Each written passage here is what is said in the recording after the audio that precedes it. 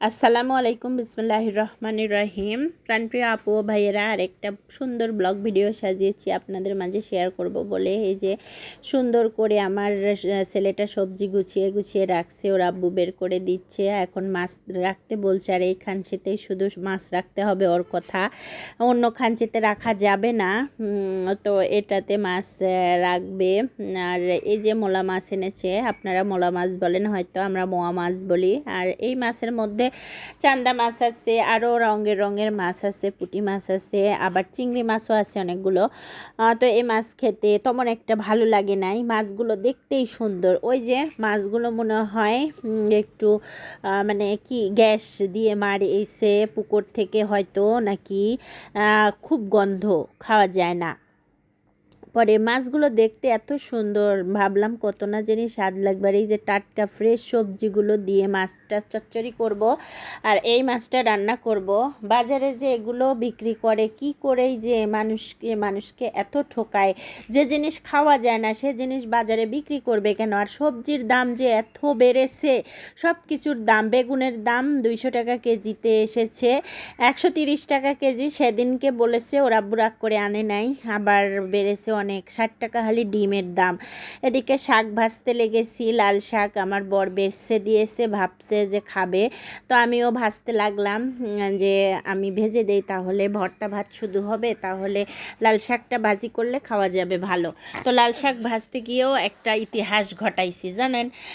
লাল শাক ভাজতে গিয়ে লবণ দেই নাই, ভুলে গেছি। তাড়াহুড়ার কাজ যেরকমটা হয়, আমি মানে কাজ করছি আর শর্টবট করছি, এদিকে কাজ করছি ওদিকে কাজ করছি। ওর আব্বু বলছে যে তুমি একটু বসো তো, দাঁড়াও তো, ধীরস্থিরভাবে হাঁটাহাঁটি করো তো, একটু এত দৌড় পারলে হবে? তো আমি বলছিলাম বেলা হয়ে গেছে, খাইতে দেরি হয়ে যাবে, সেজন্য ভাবছি তাড়াতাড়ি করি। বাজার গুছাতে গিয়ে একটু লেট হয়ে গেছে রান্না করতে। এদিকে যে একটু সাজিয়ে গুছিয়ে নিজে খেলাম আগে, তো নিজের খাওয়াটাই আগে। তো খেতে গিয়ে ওর আব্বু বলছে তুমি লেট করে খাওয়ার জন্য তোমার শরীর চলে না। এই যে ফুল গাছে কি সুন্দর, মানে আমার ড্রাগন ফুলটা খুব সুন্দর হয়েছে অলরেডি।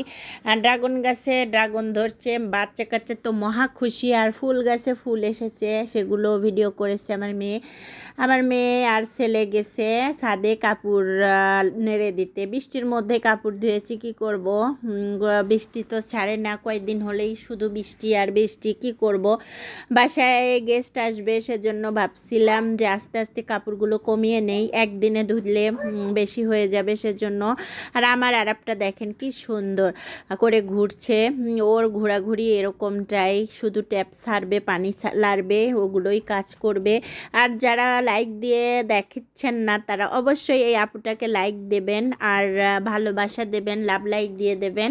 আর আপনার একটা লাইকের কারণেই আমার পরদিন আরেকটা ভিডিও সাজাতে ভালো লাগে, ইচ্ছা করে। আর লাইক না পড়লে তখন মন মানসিকতা খারাপ লাগে, যে আমার ভিডিওটা মনে হয় মানুষের কাছে ভালো লাগেনি, ভালোবেসে দেখে নাই, শুধু কমেন্টস করে যান, লাইক দেন না, কেমন জানি লাগে। তো অনেক সুন্দর মুহূর্তের, এই যে সকালের কুয়াশা কুয়াশা ভাব, বৃষ্টি ভেজা মুহূর্তের। বৃষ্টির দিন মানেই ছাতার ভূমিকা অনেক। আর বৃষ্টি হচ্ছে, ব্যালকনি থেকে ভিডিও করছিলাম। ধন্যবাদ সবাইকে আমার ভিডিওটা দেখার জন্য। খোদা হাফেজ।